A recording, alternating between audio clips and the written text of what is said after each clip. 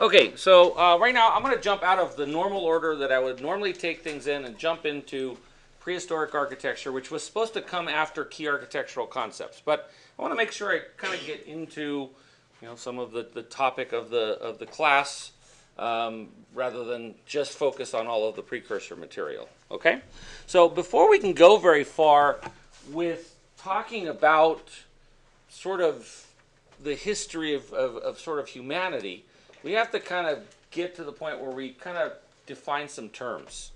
Because, I mean, you think prehistoric, you think dinosaurs, right? You think Fred Flintstone pedaling his little car and eating giant ribs or something like that. But the reality is that prehistoric, essentially, what that refers to is a time period before written records. So it's a time period before people developed writing and had something to write on, little stones they were chiseling on or something. I don't know. So that's part of the context of understanding these terms. Prehistoric is before written records. Okay. Second thing is this word civilization. You're going to encounter that word a lot. Okay. And the one thing that I want you guys to try and always link up in your head with the word civilization is this idea of a complex culture. Okay? So if we look at the definition right here, it's a complex society characterized by urban development. That's an important one to understand. Okay? Social stratification imposed by a cultural elite. Okay? So that one could be... that one is probably true in looking at ancient civilizations. I think there are people today that would say that that's not a fair observation of civilization today, although I would disagree with them, because I think there are elites, and I think there's the rest of us. Grr. No, I'll leave that out there. All right, never mind. So, symbolic systems for communication. That's probably written words, or I don't know. You can think of some symbols you might get on the freeway when you cut someone off, right? That's a symbol. And then finally, this perceived separation from nature and this kind of feeling that we've dominated nature, we've controlled it.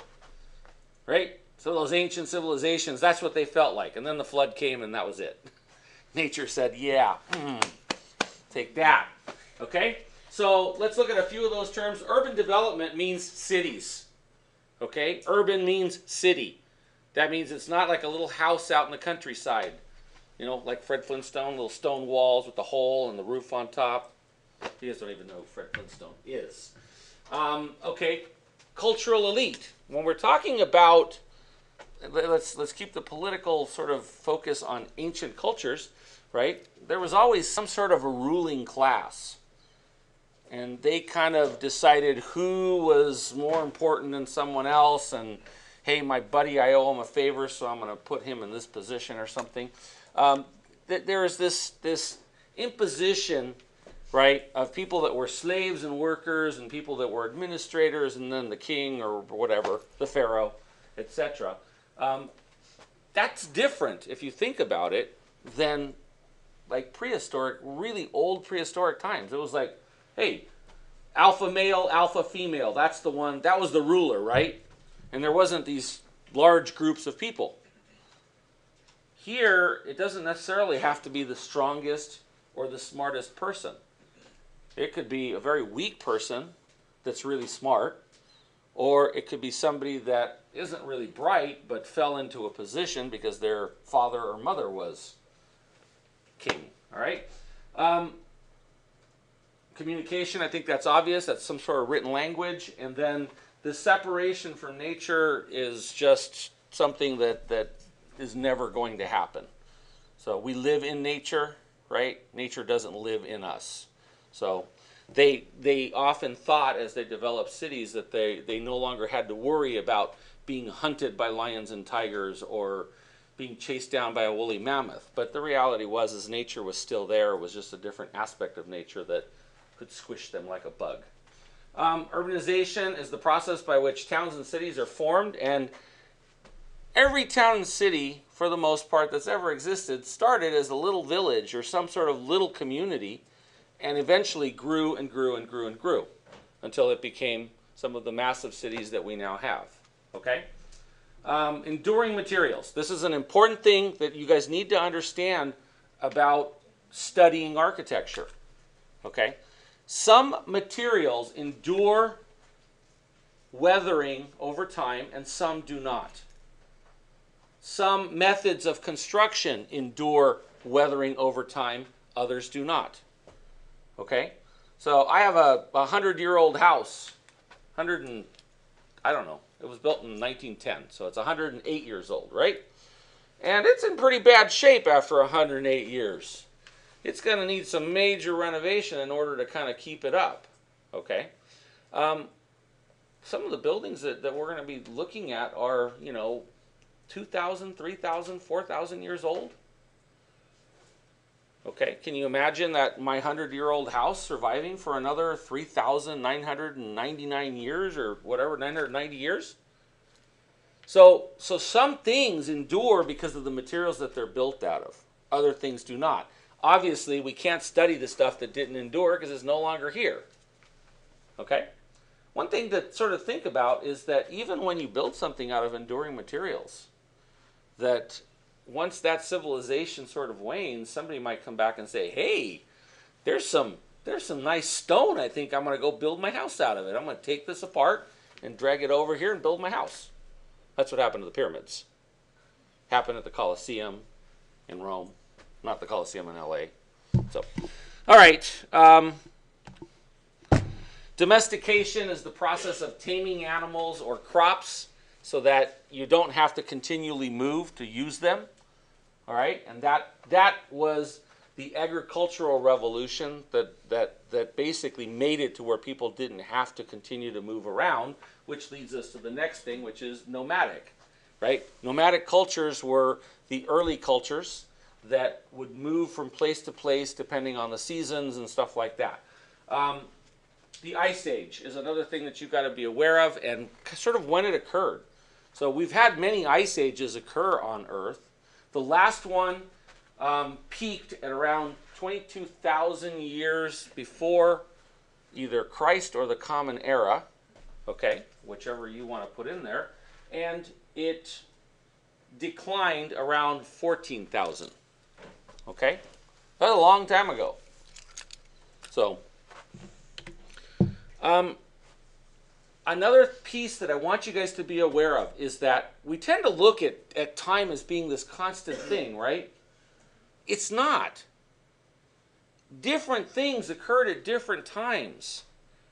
When one culture was inventing mathematics, creating their first way of writing, there were other areas of the world where there was nothing but hunter-gatherers, basically cavemen still. And so it's uneven.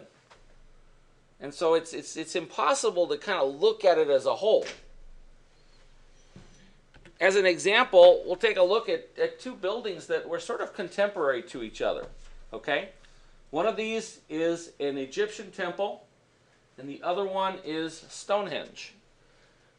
This temple shows a vastly superior technological ability than Stonehenge. You could just look at the carvings and the way that the stone is cut and the precision of the corners and edges, and you compare it to these blocks that were sort of set up. Yet both of these buildings were built at approximately the same time. One of them was built in the lower Mediterranean.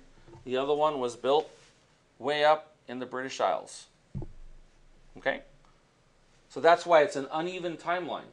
So the Neolithic period or the Paleolithic period, when people were using one type of tool over another, occurred at different times on Earth. So early humans were called Homo sapiens, right? They've been around for about 300,000 years. So the human species has gone through many ice ages. So to put it in perspective, right, we're looking at a little like a speck when we think about what we consider history. So most of that time they didn't have writing. So there's no way that we can know what they were doing, right? Most of the time in prehistoric times, people lived in what was called a hunter-gatherer society, which means that they moved around following the herds, following the seasons, following water, following food. Okay? They lived in small dispersed groups and tribes. So taking a look at cultures between 40,000, which is before the Ice Age, okay, all the way through about 5,000 when we start to kind of see recorded history, okay, you can see that there's cultures on every continent except Antarctica, which there still is no culture on Antarctica other than penguins and stuff like that, right? But everywhere there's evidence of human beings, right, leaving some sort of artifact, whether it's a cave painting or it's a stone tool or some other means of identifying that, hey, humans lived here. All right, so early cultures and their building materials, most of the time, the reason that we don't have a lot of evidence, as mentioned before, about the enduring materials is that early humans lived in caves, or they built stuff out of wood and little chunks of rock that they could move around and carry, or they dug holes. Okay? So there's not a lot there to study. So, as mentioned before, these structures that were made out of these little pieces didn't sort of last very long. Where we start to be able to study, where we are able to initially study this idea of humans developing a culture and leaving something that we can see, right, is when a group of people would get together and build something that was really important. It generally focused around some form of religion, okay? And these places were called ritual centers. So even though people were still living in huts, dispersed, right, they would come together and build these sort of ritual center sort of cities of sorts. They weren't really cities, okay? And they were built with limited tools and techniques, but they're more sophisticated than the stuff than the people lived in, because those things don't exist anymore. Some of these things still exist. Okay, they didn't have a language at that period that we knew or understood.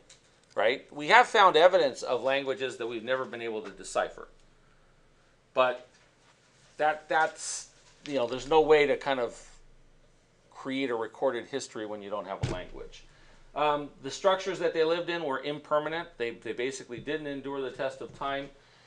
So they instead invested a great amount of time into these key places where they would go to do something like observe the seasons, or where they would have some sort of a ritualistic religious event. Okay? So where are we at? 12 minutes? Okay. A lot of these monuments that we look at were tombs or ritual centers, and they were built out of these giant blocks of stone called megaliths. And people understand that people built with megaliths, right, from prehistoric times all the way through times after history was already being written in some parts of the world, but not their parts. Okay? So I'm going to stop this here.